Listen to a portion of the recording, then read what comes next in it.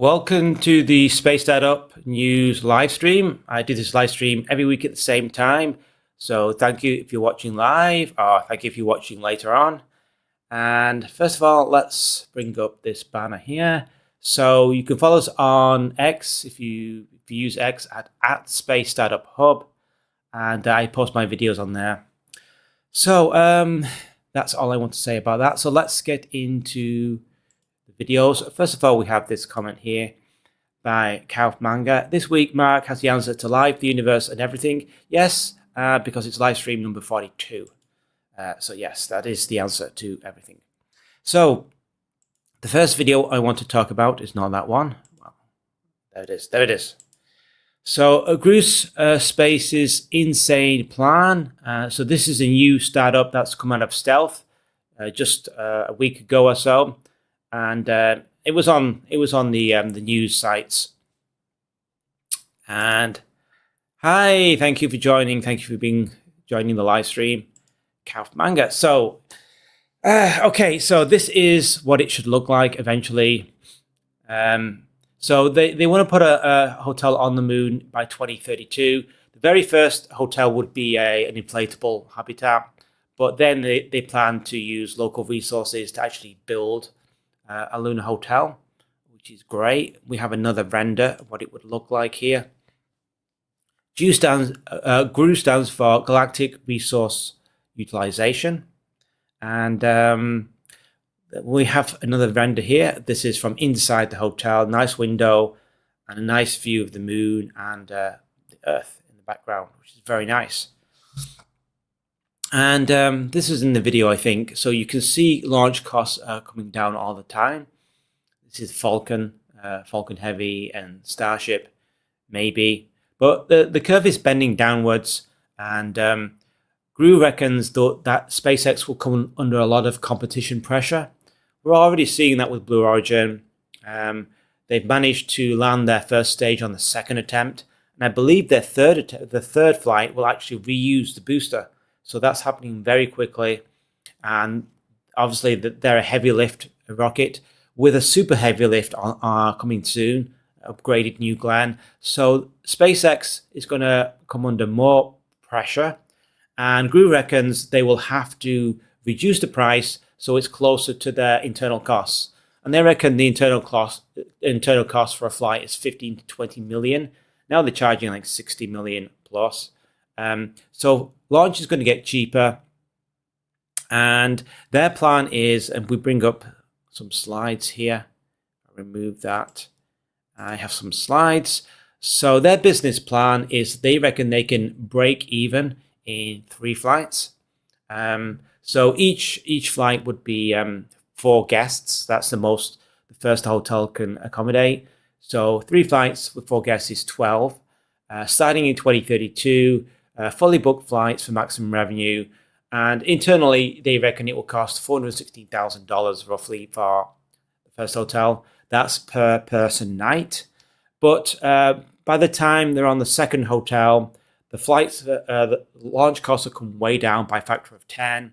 The hotel's bigger, it lasts longer, so they reckon they can get their internal cost down to just $83,000. But that's their cost. The price they charge would be much, much, much higher. Probably tens of millions of dollars or millions of dollars. And so they have a very, very nice margin they can make. They make a lot of money per person. So that's their business plan anyway. And we have this slide here. So the first hotel, which is inflatable, is 2032, which is only 6 years. It's not that long away. Comes with full life support, obviously. So it can remove carbon dioxide, oxygen generator, water reclamation, and thermal control. Plus, it has an emergency evacuation system in case of depressurization and a solar storm shelter. Occasionally, you get solar flares from the sun, and without a magnetic field or atmosphere, you wouldn't survive if you were caught out in the open. So you do need a storm shelter. I said this in the video, there's 5 beliefs this startup is based on. One is expansion into space is inevitable. It's going to happen. If we have the technology, then humans will just expand into space. 2, exploration increases the quality of life here on Earth through technology development and so on. We can do things more efficiently. And so, yeah, the quality of life is improved on Earth. And also, 3 is the necessity of using local resources. So this is the jargon used is ISRU, which is in situ resource utilization, which means living off the land. You take the dirt, the soil, you process it into metals, minerals. You can extract the volatiles, such as oxygen. You can generate water. If you can go to the right places, you can find lunar water ice. So you have the basic building blocks for construction and for life support and so on. So number 4 is civilizational autonomy, independent industrial base. And they're saying that Mars is really in what they call a moat because of the 26 month window. Basically, you can only go to Mars where the planets align, which is only every 26 months. So that kind of makes it kind of independent. And you need an independent industrial base. You can't rely on supplies from Earth. Elon Musk has the same idea as well. And 5th is establishing off-world population centers, creates trillion-dollar companies within the next 30 years. So the expansion that's possible is just huge. So if you're mining metals, minerals from asteroids or whatever, you're building hotels around the solar system, the expansion possibilities are huge. So that's their 5 beliefs. This is all from the white paper, 17-page white paper. You can read it. It's in the video description, the link. And their funding plan is based on 2 concepts: revenue sovereignty. They don't want hand-me-downs. They don't want money handed to them from NASA or a space agency or a government department. They want their own money. Okay. Thank you for the $5 super chat, Chris. Very much appreciated. So revenue sovereignty. So they want actual paying customers, and that means tourism. So they're going to tap into the high net worth individuals. Some people can afford super yachts. They've got no shortage of money, and this is a very unique experience. Go to the moon, stay in a hotel for a few days. I don't know, drive a buggy around the moon, play golf on the moon, who knows? So they can completely bypass government bureaucracy, paperwork, and funding and get money directly from paying customers. And the second idea is this is technology validation. You think about it, all the things you need to know to build a lunar hotel are also valuable things that the space agencies or other private companies would want. Infrastructure, communications, power systems, and ISRU. So once you've built that technology for your paying customers, you can then offer those services to other startups. Do you need power? Do you need communications or local resources? So it's kind of a 2-for-1. So this is their top secret master plan. Number 1 is build the first hotel on the moon. 2 is build America's first moon base. So yeah, just building, it's not just a hotel. You need a base, you need a landing pad, you need roads, communication, power, lighting, and GPS, all kinds of stuff, right? 3 is repeat on Mars. The technology will be quite similar, ISRU as well, and power and so on. 4 is own property on the moon and Mars, and this requires change of the law. You're not allowed to own property. The Outer Space Treaty doesn't allow that.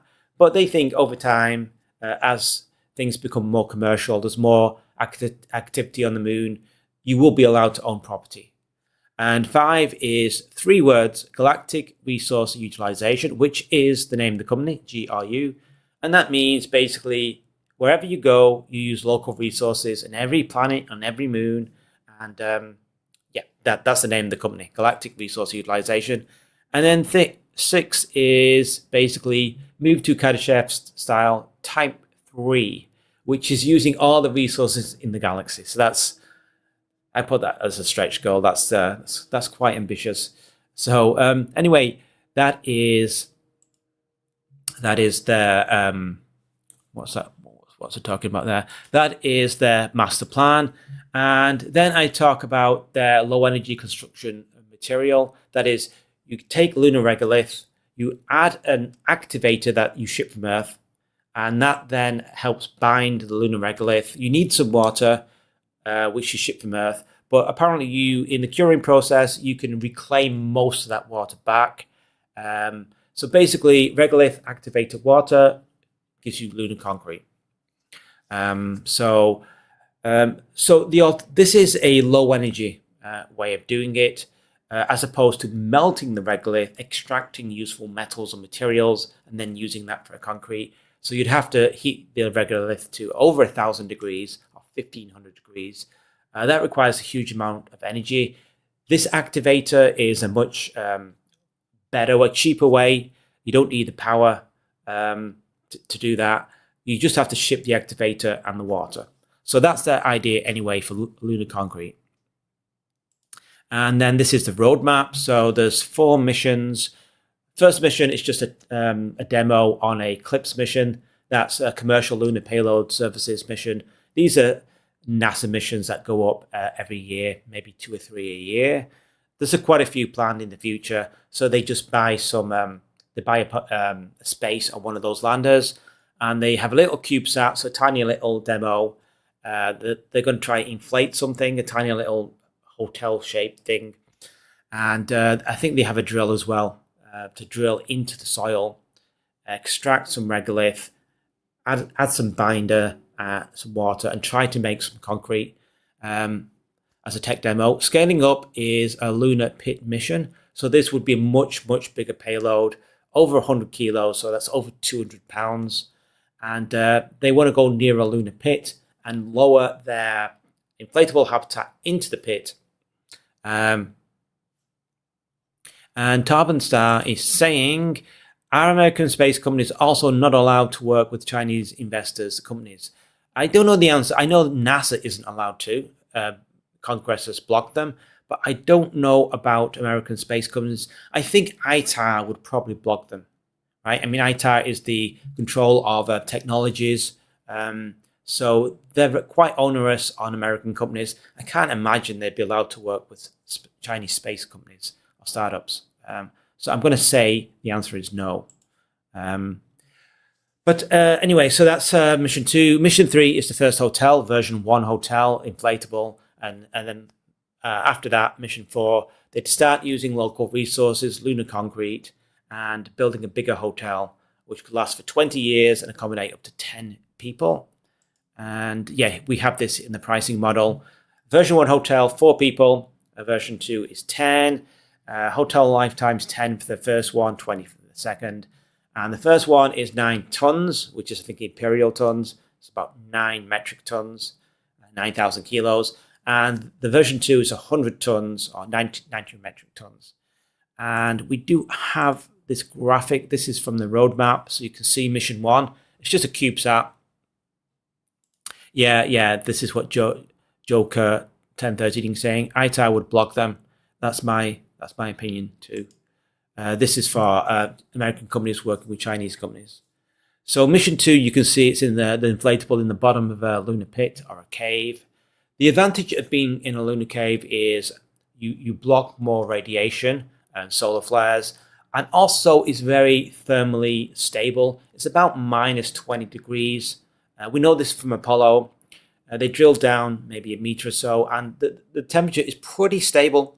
It's minus 20 degrees. And I think there are some lunar pits or caves. They're actually room temperature. They're about 17 degrees. There was a research paper on that. This was using modeling, but basically the temperature is quite benign if you're in a lunar pit. So that's mission 2. Mission 3, you can see there's an inflatable habitat, with an airlock and with life support system and so on, and that would accommodate 4 people. So they reckon 3 flights to this lunar habitat, this inflatable lunar habitat, and they could break even. And then from mission 4 onwards, they would be manufacturing lunar concrete, and they would basically use the concrete to build a bigger hotel and with accommodating more guests. So, and then you just keep building hotels if you have the demand. So that is their plan. And we actually have a video. And we have Joker saying, since I don't see Starship being crew rated till 2031, more likely 2033, I don't think their timeline is good. Yeah, this is the thing with all startups, really, is that the timeline tends to slip. I mean, we've just seen that with Rocket Lab, which is supposed to be launching their Neutron in 2025, and now it's 2026, and everything just keeps getting pushed back further and further. But anyway, let's have a look at this video. If we can bring it up. There it is. So this is, I think it's on the website, first crew mission, then habitat established. That's an inflatable. And then there's this is the hotel, which looks quite big. And yeah, this is accommodating 10 people. Yeah, nice views. You can see Earth in the background. So yeah, book now. Early booking is available, apparently. And this is just from their website. If I bring it up. Yeah, the website's kind of a bit weird. But yeah, I was just scrolling through the website. You can see the team there. Yeah, so this is basically the same video. Take part in humanity's journey to the frontier. And yeah, so this startup is about a week or two old. First lunar systems test, which is just a CLIPS mission. And then that's a lunar pit with inflatable inside, about 100 kilos. Then the first hotel, 2032, inflatable. And then the actual version 2, which is made from lunar concrete. First on the moon and then Mars later, long-term presence. So that's the plan, and they have a 3D model on the website. You can play around with it. That's a later hotel, obviously. And then there's a white paper. You can read the white paper. It's on the website. That's the team. Skylar Chan, he's a CEO, quite young, but they've got experience. And yeah, that's the website. So yes, that is the first video I did, which is on the Lunar Hotel. It's very ambitious and probably won't happen in 2032, like Joker just said. But at least it would be what they call a true customer.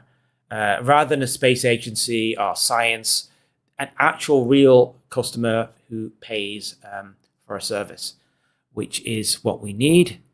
And we do have a few comments. Put myself in the corner. So we have Paint Spec saying, how could you ever sleep comfortably on the moon? Well, they sleep on the International Space Station. So they're up there for six months, maybe even a year. And yes, Kaufmamba is saying, will the daily checkout be around 11 a.m. lunar time? That's it. What time do you have to check out in the morning? Who knows? And yeah, I think it's going to be very basic to begin with. Yeah, in terms of sleeping, I mean, there is gravity on the moon. It's just 1/6. So I don't know. I think you manage. And Van Halo 5150 is saying, who would want to go to the moon, which is very radioactive, by the way? It definitely is radioactive, but there's radiation on the International Space Station as well. So obviously you'd be protected against the radiation if you're in a lunar pit or cave, and you'd have the lunar concrete around. They actually do say that on the white paper that how long you can stay at the hotel does depend on the radiation. So in the inflatable, fairly short stays. Once they start building more bigger hotels with lots of lunar concrete, that would block the radiation, so you could stay longer in the hotel. Writer's Eye saying the place will be undeniably boring and so passé. I hear there's no atmosphere. So yeah, okay. And then we have Wingsley saying, let me just drink some water.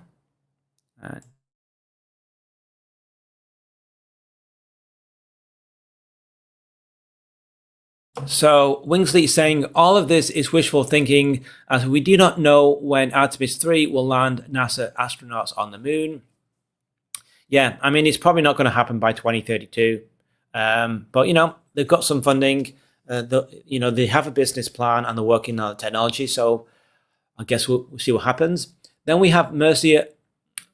So Joker saying, I could see a path forward for this company if they worked it like the commercial space station program. Yeah, maybe. The thing is, the company doesn't want government funding. They want this to be purely private. So it does depend how much investor interest they get. And I guess interest from potential people who want to stay at the hotel. I mean, I guess if they get enough money from those people, the tourists, they can make it happen, right? So Mercy Holiday Trips channel saying, why don't they partner with Max Space and Axiom Space? Max Space builds out the expandable habitat sent by Starship or Blue Origin, New Glenn. Then you can have your rovers built by intuitive machines with Max Space habitats. They can have lunar village style layout instead of a lunar hotel with commercial science and tourism missions. Their plan just sounds unrealistic. So, yeah, I mean, a lot of people are saying it sounds completely unrealistic, and maybe that's true. But they have some funding, so I guess we'll see what happens. And Chris Nisk is saying, hey, so are you planning to do your own space startup, or are you going to mainly focus in communications and marketing departments? Yeah, I've no plan to start a space startup. It sounds really difficult. Plus, yeah, I don't have the science. But yeah, I'm just going to do the communications. Yeah, I just cover the space startups. They do the really hard work and all the tech development. I just report on what they're doing, which is fine by me. Yeah, so Mercia is saying like Max Space, which do have plans for inflatables in space, and they do have at least some renders of inflatable habitats on the moon. We know Sierra Space is also working on inflatables, and they're working with NASA on potentially using them on the moon as well. So we got commercial heavy lift. We have SpaceX with Starship. We have Blue Origin, New Glenn. We have a whole series of lunar landers and lunar terrain vehicles. So there's quite a lot of commercial activity, space startups working on the moon. We've got power, got communications. So I think it takes a village, right? It's not going to be one company. It's going to be lots of companies that are working together, partnering with each other. And together, hopefully we can build a moon base and hotels and lunar pads and roads and all the rest. So I've just removed myself. Where is the comments? So I can read Ham Judo's comment. He says, the goal here is to appeal to people that have a similar mindset to the wealthy people that spend months preparing and 6 figures on climbing Mount Everest, but can't afford a 7 or 8 figure vacation. It would also appeal to science tourism as long as amateur astronomers don't point the telescope at the Earth or Sun. The rest of the sky will always be dark. Geologists will have a great time collecting rocks, even if some of them will have to use remote control vehicles. Not everyone has the strength and stamina to get anything accomplished while wearing a spacesuit. Yeah. So I mean, it's there's different kinds of activities you can do on the moon. Yeah, a geologist would be happy spending a year on the moon, just checking all the rocks. So there's some people it would be extremely valuable, and some people would just go for a couple of days, do some like moon golf, drive around in moon buggy, and they're happy. And they spend 10 million, 20 million on that. So yeah, super high-end tourism and a super premium experience is what they're aiming at the moment. And we have some more comments. So Tber8901, okay, we got a comment here from Joker saying, I think I'd rather invest in Lunar Space Elevator. I don't know of any space startups working on that. I mean, definitely works on the moon. Something like Kevlar is strong enough for a lunar elevator. But I think you need many, many tons of material to make that work. So I think that's probably another decade away. But yeah, railguns, lunar elevator, hotels, we can have all of them. So Tiba8901 is saying, what's a hotel without a city and places to visit? I'd say you'd need a functioning lunar city and infrastructure first. What's kind of catch-22? Do you have customers first, or do you build the base first? Which comes first? I don't know. And And we have John in the house, John Anderson, saying electric cross motorbikes. I mean, you know, you could drive around on the moon with a motorbike or a rover. Could be fun. And so Tiba8901 saying, will the rooms be self-cleaning? Will the beds be inflatable? Can we speak to the manager? Can we bathe and flush the toilet? Will the roaches mutate, then be served as steak? Can we play darts and Twister? And most importantly, what will be the price of drinks for the minibar? All this is to be decided. We don't know. Doesn't even mention the minibar. I assume there'd be some kind of beverages available on the moon, you know. And we have Gen X Live saying, some might say that the moon itself is a place to visit. There are also probe landing sites and Apollo landing sites. You know, you could visit Apollo, although I think NASA has said that you can't go too close to Apollo. It's a historic site, so you got to keep your distance. I think that for the Google X Prize, that they did say, you know, take high definition video of the Apollo landing site, but don't go too close. But I mean, there are a few interesting sites on the moon.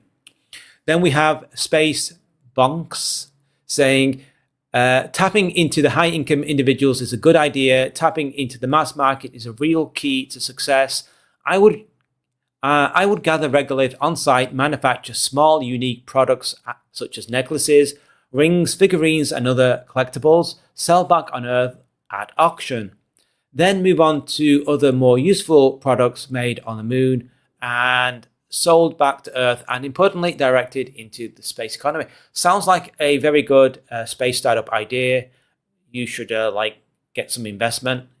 Yeah, I think people would definitely buy products made on the moon. Just, you know, little trinkets, and you could sell them for a lot because they're unique, right? They're at least very, very rare. I think you could make money doing that. So we have Chris Bryan 105 saying, ambitious to say the least, and Spacebox replying, true but possible. Plus, a hotel is only a small step from hosting labs and other facilities for national governments and corporations from Earth. So, yeah. And then we have Martin the Martian saying, buy now, fly eventually if you live long enough. Don't hold your breath, brackets, unless life support fails. So, yes. Very good. So that is the last comment on that. So let's move on to our second video. If I can bring up there it is. So this is biocement and mycelia magic, turning Martian soil into livable structures. And you can see a render of what the structure would look like on Mars. So on this video, I'm focusing more on Mars rather than Moon, because Mars has carbon and the Moon doesn't really. I'm sure there's some craters with some carbon deposits, but mostly it's mostly metals and oxygen on the Moon. Mars has an atmosphere that's 95% carbon dioxide, and you've got calcium carbonate. You've got carbon in the soil. So when you're dealing with living systems like microbes or fungi, you need carbon. So I focus mostly on Mars. Also, I've not really done a lot of videos on Mars. They're typically all on the Moon, so I wanted to focus on Mars. So there's two basic ways you can build biostructures. One is biocement, which is microbes, and the other is growing a structure using fungi, particularly the network. Fungi have these networks of what's called mycelium, and they connect together, and you can use that to grow structures, apparently. And we have John M. Anderson saying, maybe they could use a mycelium that turns radiation into food that exists in Chernobyl. I do actually mention in the video about black fungus from Chernobyl. That is very good at absorbing radiation. It actually likes radiation. It thrives on radiation. So basically, the more radiation, the more it grows, which means it blocks more radiation. So it's perfect. So yes, when they talk about, they call it's actually in the article, I think, in the video, they talk about melanin fungi, and that is really the black fungus from Chernobyl. It's very good at blocking radiation. So anyway, biocement is produced using microbially induced calcium precipitate, or MICP, and bacteria metabolizes compounds, urea, so that's from urine, to create binders, and then binds the regolith into bricks or structures. Requires minimal imported organics. You just a small amount of microbes or fungi, and you're good to go. But microbes do require precise control over chemistry and water, so it's a bit more complicated than fungi, I believe. And so we have this slide on mycelium. This is the NASA-funded project. So mycelium is a natural binder. It will bind to anything. So if you've got regolith, it could be on the moon or Mars, you can actually bind it all together using mycelium. It's lightweight, it's insulating, it's fire resistant, and it can also self-repair. And after growth, you'd bake or dry it, so you actually kill it at that point. That stops further growth. And the advantages are low mass and send only the spores. And the fungi and the local resources is all you need. And then we go into the slide on how you process Martian soil. The problem with the Martian soil is it's full of perchlorates everywhere on Mars. And it's about 1%. It's very, very high amount of perchlorate, which is toxic. So you have to deal with that first. Luckily, there are bacteria that can metabolize the perchlorate. This one here, Azospira oxae, breaks down the perchlorate, so you get just chlorine and oxygen. So the chlorine, I guess, is outgassed into the atmosphere. The oxygen you collect, and it's used it for life support. Then with the soil, detoxified soil, you introduce the fungi, and you can then grow a biostructure. So the two combine very nicely. Bacteria to remove contaminants, extract valuable materials, and then the fungi to grow the structures. And so where are we with the comments? So I think I've included this one. Maybe John M. Anderson saying maybe this black fungus could be grown into the hull of spaceships as shielding protection. Yeah, maybe. Let's see here. I didn't include this graphic, but this is from the white paper. Basically, it tells you the strength, 26 megapascals for the fungi, which compares well to some other things like compressed regolith. It's comparable, at least 26 against 40. And if you look at the temperature to produce 20 degrees, and a lot of these other structures require 1,000 degrees, 1,400 degrees. So 20 degrees, you don't need a lot of power, which is very, very interesting and very important. And here, this is also from the white paper, this graphic. You can see growth conditions, sunlight, carbon dioxide, water, and O2 oxygen. So all these are present on Mars. You have everything you need other than the fungi. So you ship the fungi, and you can have a structure, an inflatable structure. The fungi are coated on the outside. You put a nutrient feedstock on the outside, sterilize it, send it to Mars, and then you add water, which you extract from the Martian soil, and the growing starts. And the fungi stretch out, the habitat is inflated, and you have a grown habitat. And apparently the mass needed to ship to Mars is just 1% of what you need if you ship the whole habitat. So massive reduction in mass, which is great. And John N. Anderson is saying, actually, early life on Earth was fungi, so it makes sense to replicate it on Mars. Yeah, I think it makes a lot of sense. And we have, this is the Human Exploration of Mars Design Reference Architecture 5.0. This is NASA's official study on how to build a base on Mars for human missions. So they say, this study says that the fungi would be in alignment with NASA's Mars plans, particularly what they call the commuter scenario, which is one central hub, and then you do these commutes from the hub to interesting sites, do your science, and head back to the hub. So basically, you're doing day trips from the hub back to the base, and that's the commuter scenario. And they say their proposal is in alignment with NASA's proposal, and they do have their habitat.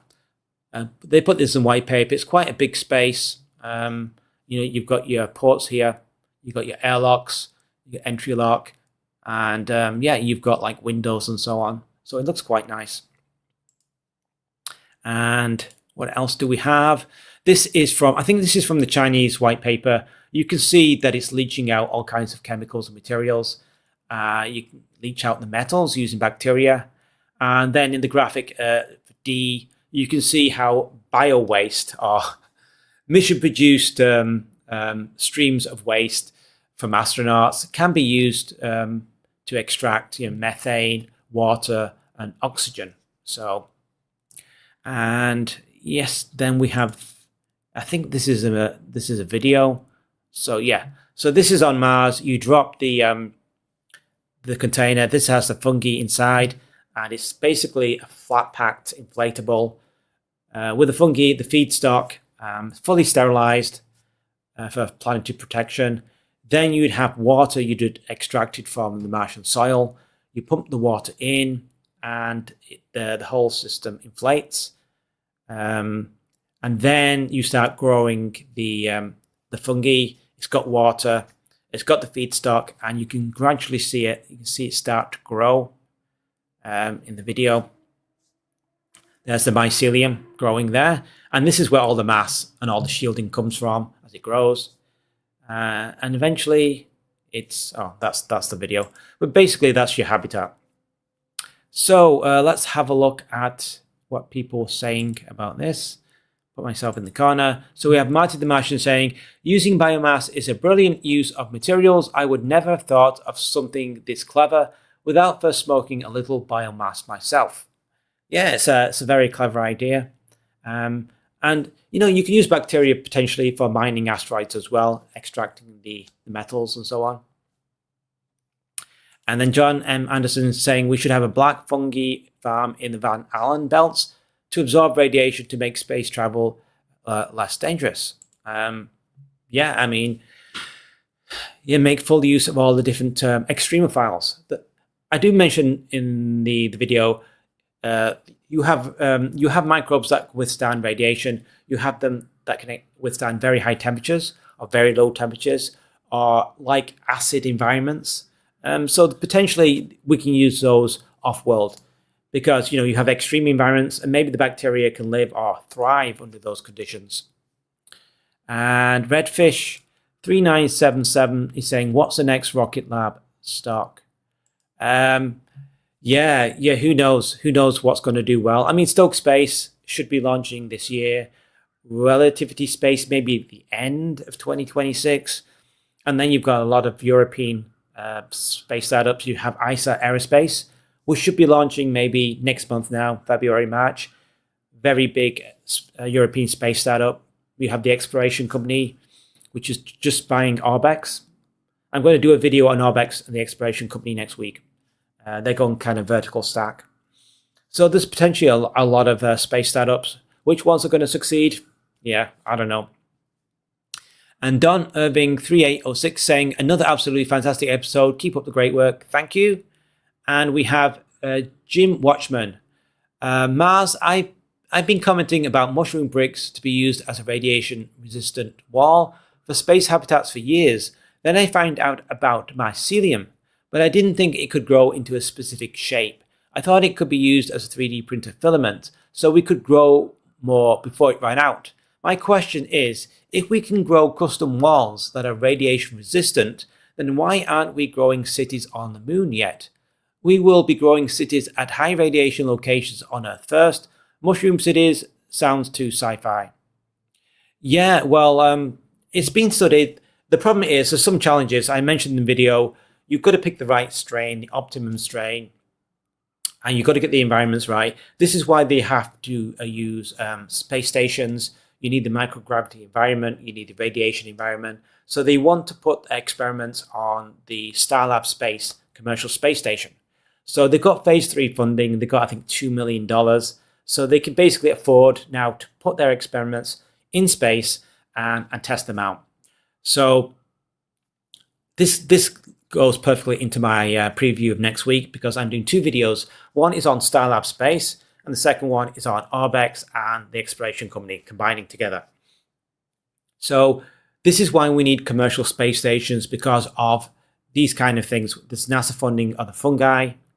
You need to spend quite a bit of time figuring out how you can grow it in space under a microgravity environment.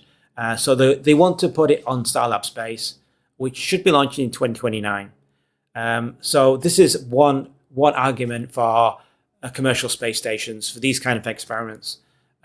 So anyway, so preview for next week is Starlab Space. I looked in my channel, and I did a video on Starlab Space a year ago. So it's been another year. There's been updates. There's been more partnerships. We have more information. So I'm going to do basically an update on Starlab Space. That's the first video. And the second video will be on the exploration company having a letter of intent to buy Arbex. So if you're not familiar with those companies, the exploration company is building cargo vehicles. It's a European company, so they have the Nix vehicle. It will be a cargo vehicle to the ISS, to commercial space stations. They've already signed some agreements. They're well-funded, 400 million euros, and they've just bought Arbex, which is a British space startup launching rockets, or they want to launch rockets. So they're kind of going vertical stack now. They have the cargo vehicle. Now they're buying the rocket company, so they can go vertical. So I kind of want to look at that. So there's some consolidation in the European space startup sector. So very interesting. So that's my plan for next week. And yes, thank you for joining. Thank you for watching. If you're watching live, and thank you if you're watching later. So see you next week.